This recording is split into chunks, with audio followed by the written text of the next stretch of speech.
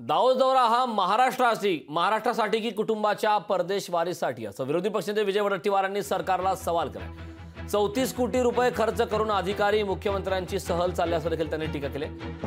34 कोटी रुपये खर्च करून अधिकारी मुख्यमंत्र्यांची सहल चालले, महाराष्ट्र उद्ध्वस्त करण्याचे काम सरकार करते असं विजय वडेट्टीवार यांनी सरकारवर गंभीर आरोप केलेत। दाऊद दौरा हा महाराष्ट्रासाठी की कुटुंबाच्या परदेशवारीसाठी असा सवाल विरोधी पक्षनेते विजय वडेट्टीवार यांनी सरकारला उपस्थित केला।